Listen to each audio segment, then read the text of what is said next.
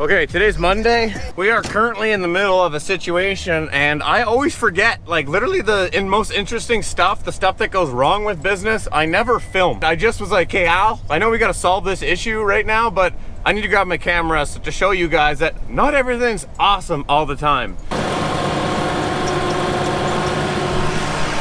I just came up here. Now it's really noisy because things are running, but I'm gonna flip the camera around and show you guys. We have something stuck in the main hopper section of our screener and we thought it was a log, but there's something else up in there that we can't see, so we're trying to get that unstuck right now. I'll show you. So everything's running right now.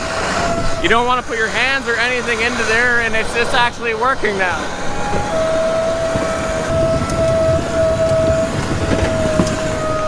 Maybe try it. It's coming out now, but it's not coming out enough.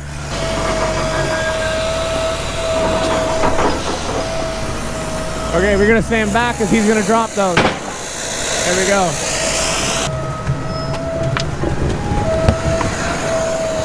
Okay, so we're hoping that that freed it up. Some more stuff's coming out here now.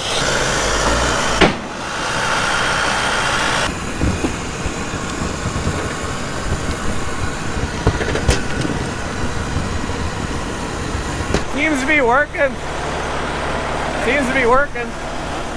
And we're gonna run through a first full bucket here. That loader holds 5.5 cubic yards. We're gonna see how it turns out here.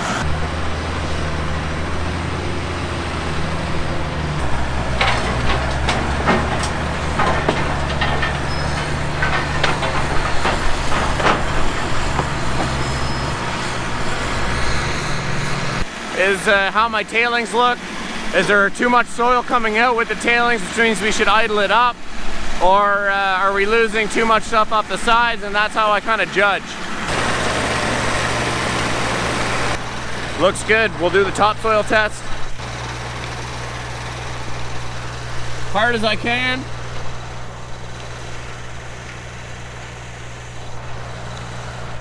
And it breaks apart perfectly. That is the perfect mixture of topsoil right there. Woo! All right, little Tuesday morning, little rain action. Look at that. Oh, look at that, the way Corey's standing. Yeah, stretch it. How's your neck? Worse. Yeah? That's good. Yeah.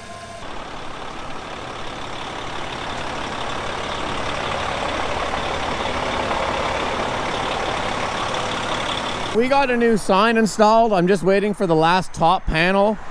As you guys can see, I put our YouTube and then letting people know that the topsoil is in here with an arrow. On this side, you have our Instagram topsoil pointing in and then our logo. That's the piece that's missing on the other side. But I'll show you what we got to do. We have all these trees and stuff over here. Still, sometimes it's funny whenever people like stare at you whenever you're filming. It kind of throws me off. When you're driving down the road, and we're on the road here now, all these trees here obstruct the view of the new sign. You can see it coming from the other way because there's no trees, but when you're coming this way, it's hard to see the sign. It's come in here and I'm gonna chop all this up and get it all flattened down so that when you're driving down the road, you can see the sign. Not too often you see a garbage guy hanging on the back of a truck driving down Carp Road.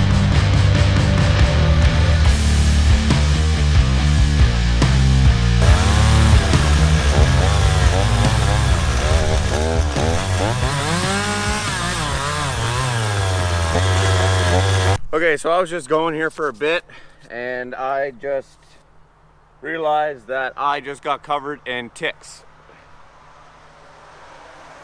That's not good. There's one there. Ticks are really bad in our area here, and they're also really bad for Lyme disease as well. 1 in 3 ticks in our area actually carry Lyme disease. I think the better way to go about this would probably be use the backhoe and use the back end of it and not getting yourself in there.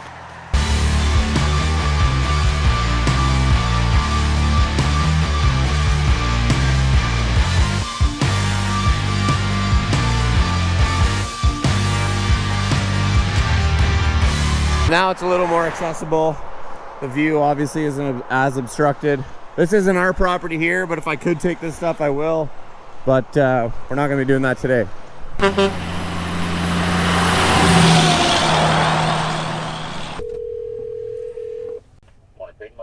Hey, it's Taylor White calling Ken White Construction. I'm just wondering, I buy my that vegetable oil, hydraulic oil off you guys. I'm wondering if you have any in stock. Drum, I think I have about 25 20-liter barrels.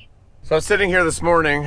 You guys obviously just heard that call. Something that I've never shared with you guys that is actually really cool, that is something that just kind of passes through the mind that we don't really think about.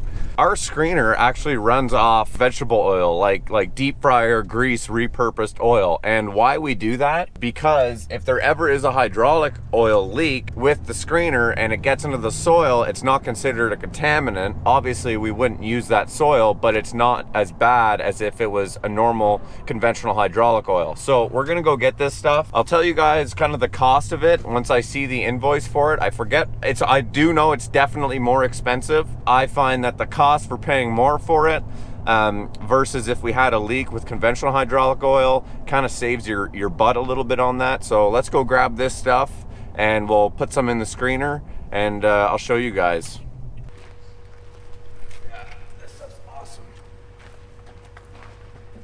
Okay, man. See you later. Take care.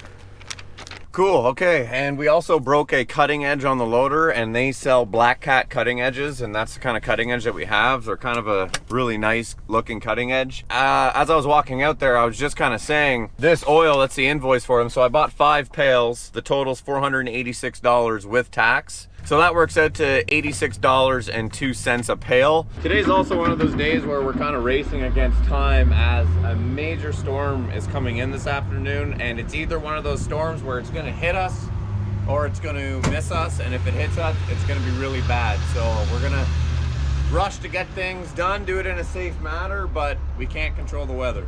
I'll show you guys here. So this is the main control for our screener. Obviously it's an older unit. It says there's 163,000 hours on it. I don't think that that's right, but it also wouldn't surprise me. That there is showing us our oil, and as you guys can tell, we need it about here in the middle, so we're lacking a little bit, and this holds 364 liters of oil, so it holds a lot of oil. We got a new fire extinguisher over here as well.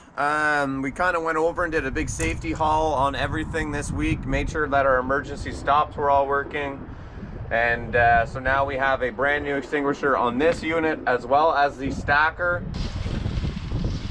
All these little bits and pieces, what they are is it's just dirt that was maybe a little more wet that stuck to the belt that these little rollers and stuff chew off. It's totally normal to have this stuff on here.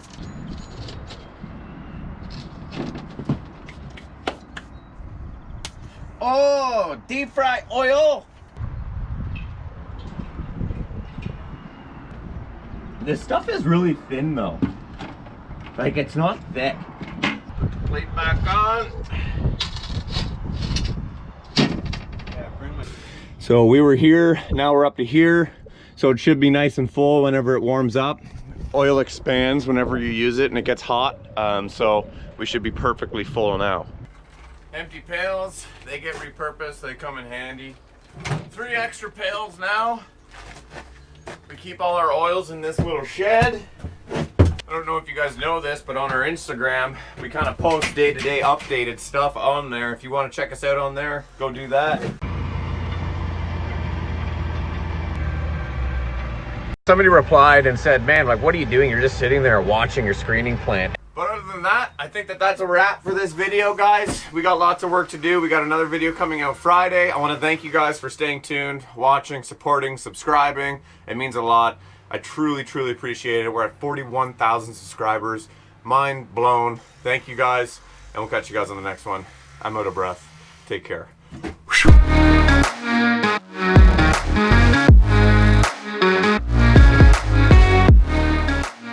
And of course, I didn't forget about you guys, the true ones, the true Patriots channel that watch the entire videos just like this to the very end, which is right now. And if you happen to be one of those true Patriots, I want you guys to comment down below, French fry. But why French fry? Well, the oil that you guys watched us just put into the screener is basically just repurposed French fry, deep fryer grease. And I also think it'd be hilarious to see all the comments just say French fry and people wondering, what the heck are these people commenting French fry for? So if you guys watch the entire video to the end, comment down below French fry. I appreciate you guys. As always, we'll catch you guys on the next one. Take care.